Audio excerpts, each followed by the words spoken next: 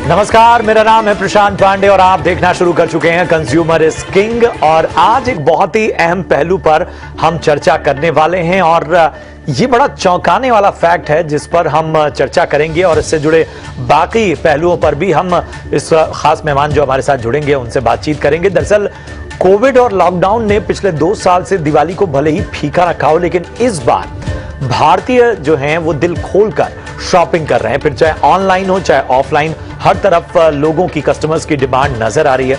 दुनिया भर में मंदी और युद्ध के डर के साए में हर तरफ जो है वो बहुत सी आशंकाएं नजर आ रही थी, लेकिन भारतीय लोग खरीदारी को तरजीह दे रहे हैं।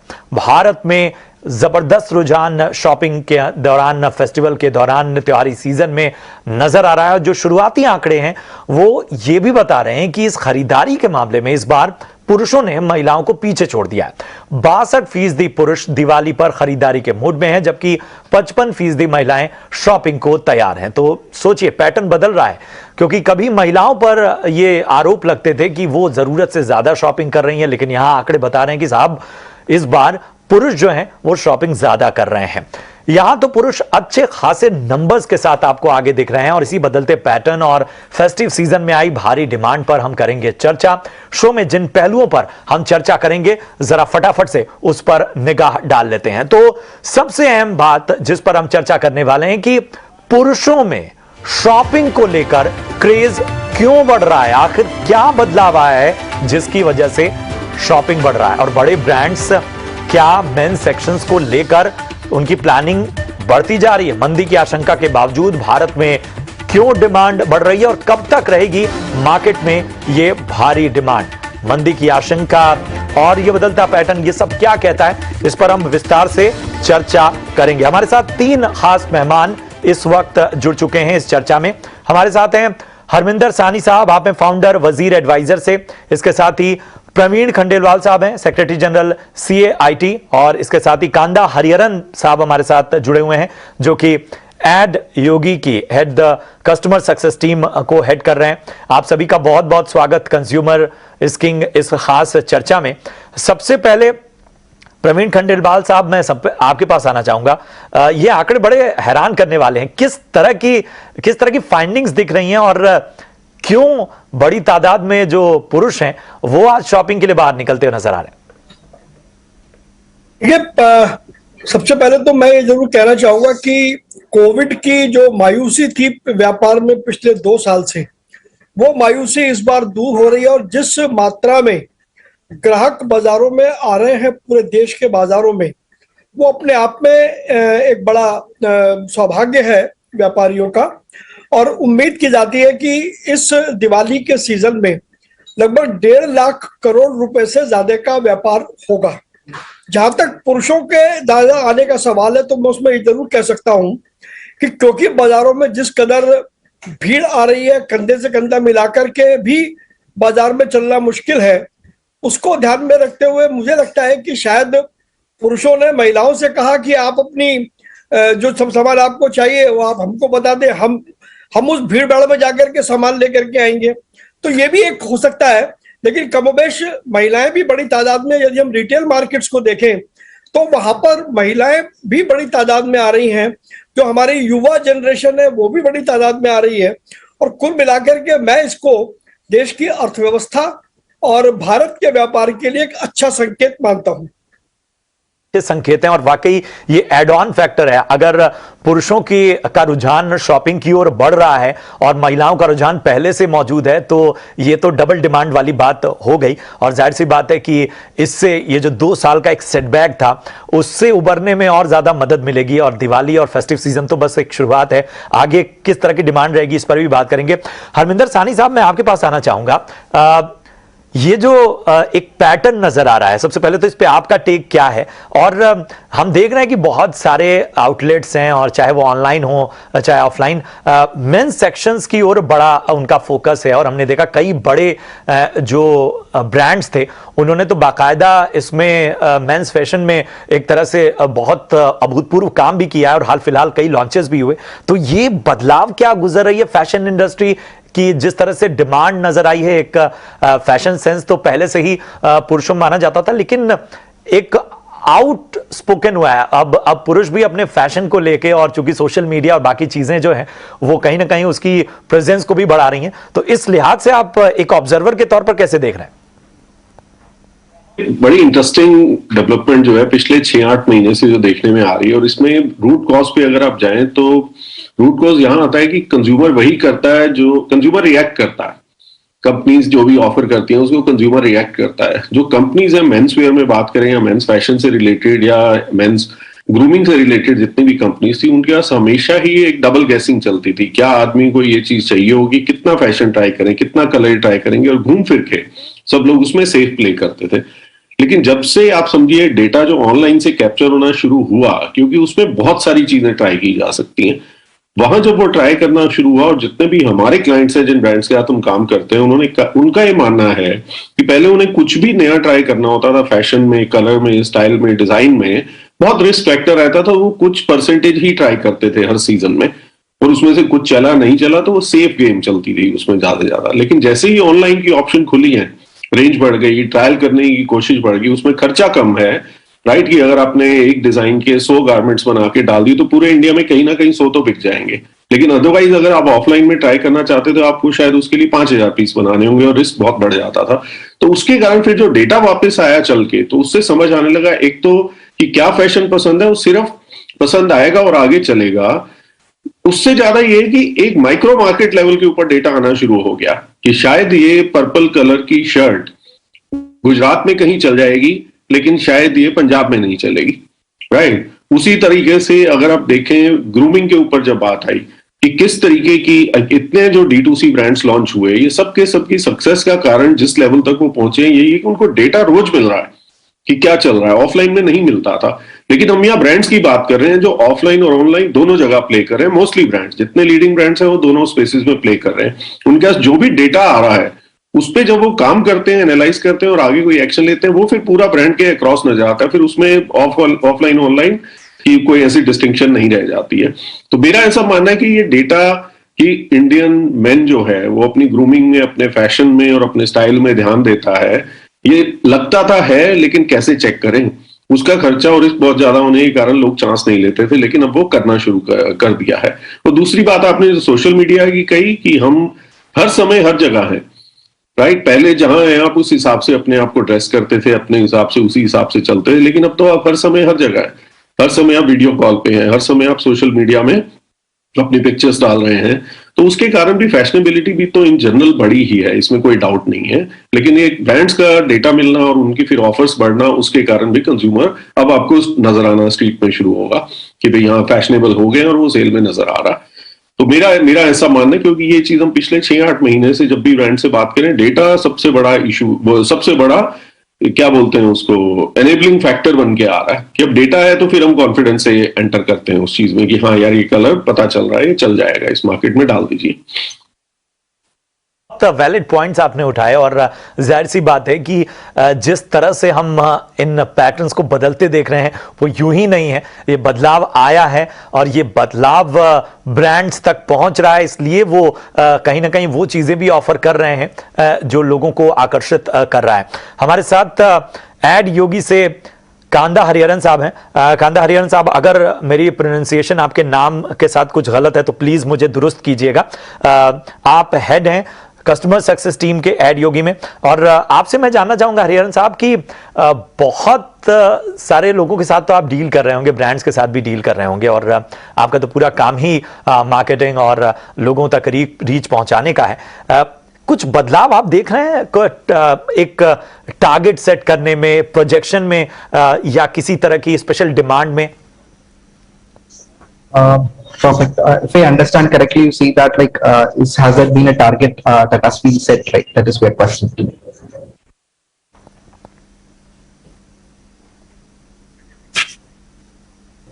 Am I audible? Yes, Hariharan Saab. If you don't mind, can you repeat that question in English, please? Yes. Actually, I want to ask you that is there any change in pattern of projecting anything on ad world or in marketing strategy? Perfect. Excellent. I think the current trend post, I think one thing that I have to quote is that iOS 14 is a major change in the industry that has happened to us. The Apple devices are no more trackable for conversions. Specifically, when you buy from an Apple device, we are no more able to track it. So that change has impacted a lot in terms of ad industry. Major brands are not able to track their exact number of conversion. I think that change has happened recently. But how brands have turned out is that like they are able to look out what is the cost associated with the ads and the number of conversions they get in the overall level.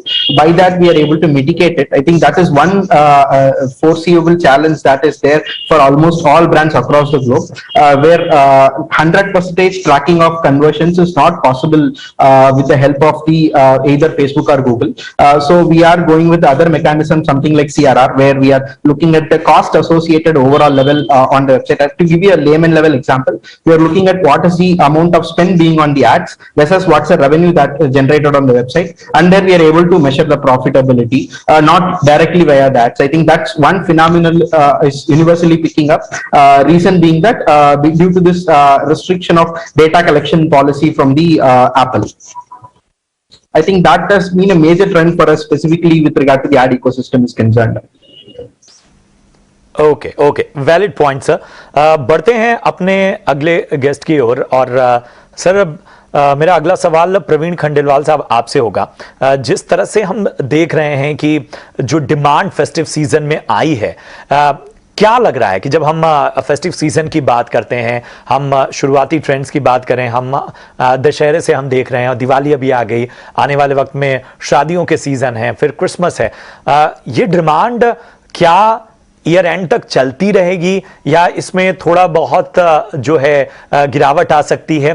कहां तक का आप demand का target देख रहे हैं और इस तरह की डिमांड आपको नजर आ रही है? मुझे लगता है कि एक समय आएगा 14 दिसंबर से लेकर के 14 जनवरी के बीच का, जिसमें यदि हम न्यू ईयर को छोड़ दें तो लगभग एक स्लंप हर साल आता है, क्योंकि हमारी मान्यताओं के मुताबिक 14 तारीख को तारा डूब जाता है और उसके बाद में कोई शुभ काम होता नहीं, शादी विवाह होता नहीं।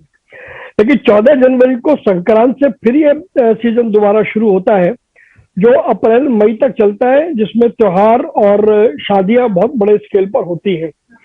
अभी 5 नवंबर के बाद फिर शादियों का सीजन शुरू होगा, जो 14 दिसंबर तक चलने वाला है।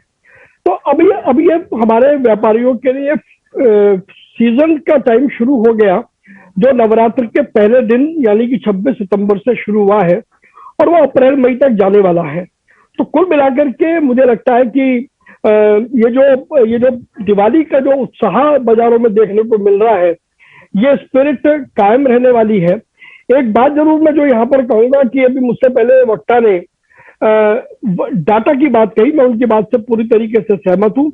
बड़ी कंपनियां या जो रिटेल सेक्टर में बड़े लोग हैं, वो डाटा के कारण से अपनी इन्वेंट्री को भी मेंटेन करते हैं और किस क्षेत्र में कहां पर किस चीज की ज्यादा जरूरत है वो उसको भी फीड करते हैं। उस बात से मैं इसलिए इत्तेफाक रखता हूं क्योंकि confederation of all India traders भी बहुत जल्दी अपने जो ई कॉमर्स पोर्टल ला रही है भारत ई मार्ट, उसके जरिए देश भर के व्यापारियों को हम एनालिटिकल स्टडीज देंगे और उनको वो डाटा देंगे जो, क्योंकि अभी कहा जा रहा था कि भी ऑफलाइन ट्रेडर्स के लिए डाटा देने का कोई मैकेनिज्म नहीं है। कन्फेडरेशन इस प्रयास को शुरू कर रहा है और दिवाली से हम इस प्रयास को शुरू कर रहे हैं। तो हम भी अपने व्यापारियों को देश भर में एनालिटिकल डाटा देंगे और उसके बेसिस पर बाजार की जो ग्रोथ है वो सस्टेन रहेगी। उसको सस्टेन कराने के लिए भी हम उनको ऑनलाइन ट्रेनिंग और बहुत सारी चीजें देने वाले हैं। तो कुल मिलाकर मुझे लगता है कि डिजिटल प्रणाली के इस युग में जब धीरे धीरे करके व्यापार करने के तौर तरीके बदल रहे हैं, वहां हमारे देश के व्यापारियों ने भी अपने व्यापार को काफी हद तक बदला है।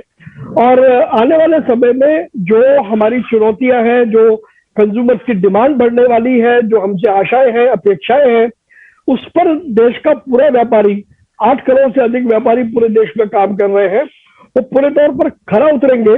और जैसा आपने शुरू में कहा, मुझे लगता है कि अब कम से कम अप्रैल मई तक यदि कोई प्राकृतिक आपदा या विपदा नहीं आती है तो ये सीजन व्यापार के लिए बहुत अच्छा है। और जाहिर सी बात है कि जब लोगों की जेब में पैसा हो और उसे खर्च करने लोग जाते हैं मार्केट में, और जाहिर सी बात है जब उस तरह की डिमांड नजर आती है तो वो किसी भी देश की इकॉनमी के लिए बहुत ज़रूरी फ्यूल जिसको कहा जाए वो होती है। लेकिन हम देख रहे हैं कि आजकल मंदी की बात और मंदी की आशंका जाहिर की जा रही है, और ग्लोबल जो प्रेशर है इकॉनमी पे वो भी नजर आ रहा है। इन सब के बीच भारत इससे अछूता है, इस पर भी हम चर्चा करेंगे। हरमिंदर साहब, एक चीज मैं समझना चाहूंगा, जो आंकड़े हमारे पास आए हैं इस डेटा में, 2 लाख करोड़ के पार ऑनलाइन और ऑफलाइन सेल का अनुमान लगाया जा रहा है, अभी के ट्रेंड्स बता रहे हैं। और ये जो है वो 2021 के मुकाबले 25% ज्यादा केवल ऑनलाइन सेल पहुंची है, और 20 करोड़ पहुंच चुकी है ऑनलाइन खरीदारों की संख्या। 2018 से अगर इसकी तुलना करें तो ये 4 गुना तक बढ़ चुकी है। क्या जिस फैक्टर की बात की जा रही है, रिवेंज शॉपिंग, ये 2 साल का जो एक तरह से लोग घरों में थे, लोगों को जरूरत नहीं पड़ रही थी, क्या ये एक बहुत बड़ा फैक्टर है? ना ओवरऑल अगर देखा है वो निकल गया, एक टाइम पहले थोड़ी बात निकल गई, लेकिन ये दिवाली की जो रिवेंज शॉपिंग है ना, ये पहली बार आ रही है कोविड के बाद, क्योंकि दिवाली बिगड़ी रही है दोनों बार, पीछे खुल के नहीं हो पाई है। इस बार कम से कम कहीं भी किसी तरीके की कोई कॉशन नहीं है, और ऐसा नहीं है कि लोग कर रहे हैं डरते हुए कर रहे हैं, खुल के हो रहा है जो भी हो रहा है, क्योंकि पूरा विश्वास है कि वैक्सीनेशन हो चुकी है। इस समय किसी तरीके का कोई नजर नहीं आ रहा कि वायरस है, कोई ऐसी वेव आने की बात नहीं हो रही है, तो लोग खुल के कोशिश कर रहे हैं। तो ये वाला जो पार्ट है ना कि फुल रिकवरी वाला, कि दिवाली जो चल के आ रही है, तो इसको आप ये मानिए कि मोटा मोटा आप समझिए इस बात को कि अगर 100 रुपए की शॉपिंग हो रही थी दिवाली की 2019 की दिवाली में, तो 20 में और 21 में भी वो बढ़ के ही होनी चाहिए थी कुछ, और 22 में, तो 3 साल का जो स्लैक है। अब कंज्यूमर जो है वो, आप भी देखिए अपने को, या हम अपनी बात करें तो हम ऐसा देख के नहीं काम करते हैं कि 2 साल जो बीच में चले गए वापस 19 में जो किया था वही करेंगे जो हमें 20 में करना था, क्योंकि दिवाली आ रही है। हम वही करेंगे जो हमें 20-21 से होते हुए 22 में करना था, कि चाहे वो हमारी एस्पिरेशन की बात करें, इनकम की बात करें, या उस तरीके से जो मार्केट के अंदर जो हमारी एस्पिरेशन के अगेंस्ट जो चीजें मिल रही हैं। तो ये लोग बात करते हैं कि प्री कोविड लेवल पे जा रहे हैं, मेरा ऐसा मानना है प्री कोविड छोड़िए, मैं कह रहा हूं पोस्ट कोविड प्लस पे जा रहे हैं हम लोग इस बार। क्योंकि पोस्ट कोविड के अंदर अगर हम कहें कि भी 19 में जो हुआ था उससे बढ़ के 22 में होना चाहिए, 20-21 वाइप आउट हो गया। मेरा ऐसा मानना है उस स्लैक को भी कैप्चर करके 22 में वो काम हो रहा है, उस तरीके की शॉपिंग हो रही है। कि दिवाली पहली बार खुल के हो रही है, और दिवाली ऐसी चीज नहीं है कि अरे ये अगले महीने कर लेंगे, राइट। ये इवेंट वैसा है, या साउथ के जो फेस्टिवल्स हैं, या दुर्गा पूजा के फेस्टिवल में हमने शॉपिंग को देखा है, तो इतना हो रहा है कि लोग कह रहे हैं कि ये साल में 2 साल मिस हुए, तो लोगों को समझ में आ रहा है कि सालाना त्योहार का मतलब क्या होता है, मिस होता है तो कैसा फील होता है। तो वो शॉपिंग का जो मूड है ना, एग्रेसिव है इस बार। तो इस एग्रेशन का, इसका मैक्रो से या यूक्रेन वॉर से लेके, या रिसेशन से, या इंटरेस्ट रेट्स बढ़ने से, उन सारी चीजों से कोई लेना देना नहीं है इसका, क्योंकि कोई अपना आखिरी रुपया तो वैसे भी खर्च नहीं कर रहा है, लेकिन खुल के खर्च कर रहे हैं, जितना कर सकते हैं वो खुल के खर्च कर रहे हैं। और सामने से मेरे को कम से कम अच्छी बात यह है कि हम जब मैक्रो लेवल पे बात हो रही है, हेडलाइंस रिसेशन और इन्फ्लेशन और इंटरेस्ट रेट की बात होती है, लेकिन जहां पे भी हम कंपनीज के साथ बात कर रहे हैं, ब्रांड्स के साथ बात कर रहे हैं, वो अपनी प्लानिंग में, अपनी इन्वेंट्री में, अपनी ऑफर्स में कहीं भी हिचकिचाहट नहीं दिखा रहे हैं, क्योंकि उनके पास भी ग्राउंड लेवल डेटा है कि हेडलाइन बात छोड़िए एक्चुअली क्या हो रहा है वो देखते हैं। तो उससे ये सब चीजें एक तरीके से ब्लर की हुई है, वो कोई उस पर ध्यान नहीं दे रहा, ना कंज्यूमर, ना कंपनीज, ना चैनल पार्टनर्स, व्यापारी, कोई नहीं देख रहा, सब खुल के आगे बढ़ रहे हैं।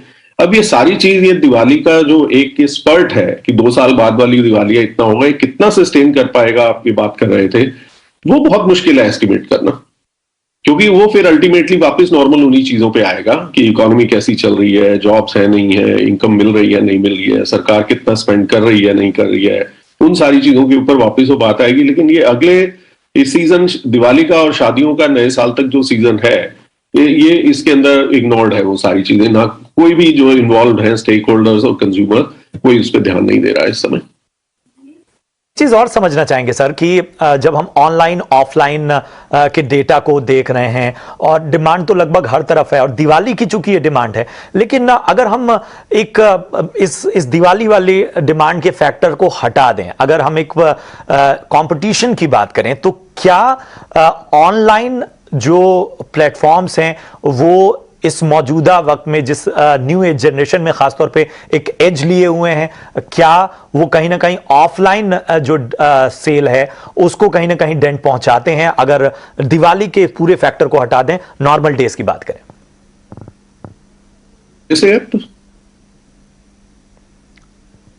जी हरमिंदर जी, मेरा सवाल आपसे था। जी नहीं, मेरा ऐसा मानना है, तो मैं इस बात को नहीं मानता कि ऑनलाइन जो चैनल्स हैं उनके पास कोई एज है इस समय। ऑनलाइन चैनल्स के पास एक मेजर एज था जब उन्होंने शुरू में लॉन्च किया। बहुत सारे चैनल्स बहुत सारा पैसा फेंक रहे थे, बहुत प्लेयर्स थे, इंटरनेशनल, इंडियन, बहुत फंडिंग आ रही थी, तो बहुत पैसा फेंका जा रहा था मार्केट में, डिस्काउंट में, मार्केटिंग में, और उनका बेस इतना छोटा था, वो उसके ऊपर ग्रो करने की बात कर रहे थे। लेकिन और नए नए कंज्यूमर्स के लिए भी एक नई एक्साइटमेंट थी और उनको इतने ऑफर्स मिल रहे, हर तरह की चीज हो रही थी क्योंकि वो एक मार्केट क्रिएट कर रहे थे। लेकिन आज अगर बात करें एज की, अगर बात करें तो मैं ऐसा नहीं मानता कि उनके पास कोई ऐसा एक्स्ट्रा ऑर्डिनरी एज है, क्योंकि अगर ऐसा होता कि उनके पास एज है तो आज की डेट में चाहे मॉल रेंटल्स की बात करें, फुटफॉल्स की बात करें, ब्रांड्स की बात करें, वो नंबर ऑफ स्टोर्स कितना बढ़ा रहे हैं, किसी भी ब्रांड का जो ऑनलाइन ऑफलाइन दोनों जगह बेचती है उसका कितना शेयर ऑनलाइन में जा रहा है, कितना ऑफलाइन में है, अगर उनको देखें तो कहीं भी एज नजर नहीं आ रहा है। नेक टू नेक कॉम्पिटिशन चल रहा है, क्योंकि जो एक अनफेयर एडवांटेज या अर्ली स्टेज एडवांटेज, और कोई भी नया प्लेयर आता है तो पूरा पैसा अपना पूरा जोर लगाता है उसके ऊपर। लेकिन अब ये बिजनेस एज यूजुअल पे आ गई है बात। अब बात आ गई है कि पैसा कौन बना पा रहा है या नहीं बना पा रहा है, उतना ही इन्वेस्ट होगा जितने के ऊपर रिटर्न नजर आएगा। तो वो एज वाली बात नहीं रही है। अब कुछ एक्स्ट्रा ऑर्डिनरी कुछ होगा तो ये एज उनको मिलेगा, जैसा कि कोविड हुआ, लॉकडाउन हो गया, ऑनलाइन को एज मिल गया, राइट। इस समय अगर पूछे तो ऑफलाइन को एज है इस बात का, क्योंकि लोग बाहर निकलना चाहते हैं, तो इसीलिए एज है। अगर इसको एज इन दोनों क्या बोलते हैं उसको कि अनप्रेसिडेंटेड एजेस को हटा दे तो इस समय नेक टू नेक वाली बात है, कोई एडवांटेज नहीं है। ये हो गई रिटेल चैनल, ये बात हो गई रिटेलर्स की, ऑनलाइन और ऑफलाइन रिटेलर्स की। और जहां तक ब्रांड्स की बात आती है, ब्रांड्स को पिछले 4-5-6 साल के अंदर पूरी तरह समझ में आ गया कि कोई भी ब्रांड किसी भी चैनल को इग्नोर नहीं कर सकता। उनको ऑनलाइन, ऑफलाइन, अपने स्टोर, मॉल्स में, छोटी जगह, मल्टी ब्रांड, हर जगह प्रेजेंट होना पड़ेगा जहां कंज्यूमर है। क्योंकि कंज्यूमर कब कहां पे शॉपिंग करेगा, कितनी करेगा, किस दिन वो क्या करना डिसाइड करेगा, कंज्यूमर सारी ऑप्शंस चाहता है और वो हर शॉपिंग इवेंट के ऊपर डिसाइड करते हैं कि आज ऑनलाइन करेंगे या मॉल जाएंगे, मॉल नहीं जाएंगे तो क्या सदर बाजार चले जाएंगे या दूसरे शहर चले जाएंगे। वो ऑप्शंस चाहता है हर जगह और वो डिसाइड करेंगे जब उनको जहां जाना है। तो ब्रांड्स के पास कोई ऑप्शन नहीं है कि वो डिसाइड करें अरे हम तो ऑनलाइन ब्रांड है, हम ऑफलाइन ब्रांड है, हम मॉल्स में बेचते हैं, हाई स्ट्रीट पे बेचते हैं, कोई ऑप्शन नहीं है। और जो इस ऑप्शन को अपना बनाएगा वो अपनी ही ग्रोथ को लिमिट करेगा। चैनल एग्नोस्टिक होके ही काम करना पड़ेगा ब्रांड्स को। मैं बहुत सालों से ये बात कह रहा हूँ और अभी एज जो था ऑनलाइन का वो कहीं मुझे नजर नहीं आ रहा, कम से कम बिल्कुल उनके एक्स्ट्राऑर्डिनरी एज है। बिल्कुल बिल्कुल। Mister Hariharan, I want to ask you that how to increase sales in retail sector. There are certain constraints there. There are certain limitations there. So as an observer or as a key player in marketing, give us 3 major things which are important to increase sales in retail. Perfect. Retail, essentially you mean to the D2C, right? Like where you have retail in terms of online retail or offline retail in specific, if I can understand. If we can start with offline first. Perfect, excellent. See, offline retail, I think we'll have to fundamentally understand few factors when it comes to offline. So currently, offline stores, people have to physically visit the store, and fundamentally, the communication channels that has remained TV or radios are going to be costly. So using our digital age, using Facebook or Google ads, and then running for offline ads has been the new trend that we have been successfully able to do for multiple brands. To give you a fair, simple example, see if your store is located at Connaught Place, you can run an ad which only surrounds your store 2-kilometer radius around your store, and show the offer that is happening on the store. And when people click on the ad, they can very well see how to locate the store, or they can very well call the guy at the store. I think these things are currently possible, which gives a micro level control for the brands to run ads, where it makes sense for them that a person looking at the ad substantially is going to come walk to the store and have a footfall to the store. I think this is something that is currently upcoming, and then which will be the future of retail, I would say, typically when it comes to brick and mortar stores, which can effectively lower down the cost of advertisement, whereas potentially give the footfall to the store, I believe to be. When I have to take about specifically when it comes to D2C, which is having your own storefront online, there have been much ever trends. If one key observation I can quote to you is that D2C post-COVID era, what is happening currently, post-COVID era. Sorry. Okay. Actually, we are short of time, so very sorry to cut you here. लेकिन समय कम होने की वजह से इस चर्चा को हमको यहीं रोकना पड़ेगा, लेकिन बहुत बहुत शुक्रिया करेंगे हरमिंदर साहनी सर आपका हमसे जुड़ने के लिए। प्रवीण खंडेवाल साहब आपका भी शो में शामिल होने के लिए, इस चर्चा में शामिल होने के लिए बहुत बहुत धन्यवाद। इसके साथ ही कांदा आर्यरन बहुत बहुत शुक्रिया आपका भी इस शो में जुड़ने के लिए। उम्मीद की करते हैं कि ये जो सारी डिमांड है वो हमारे बाजारों में बनी रहे, ताकि इकॉनमी के लिए, हमारे बिजनेसमैन के लिए और जो लोग भी इससे जुड़े हुए हैं उनके चेहरों पर ये रोशनी, ये खुशी बरकरार रहे। इस शो में आप सभी दर्शकों का जुड़ने के लिए बहुत बहुत शुक्रिया। देखते रहिए ET Now Sude।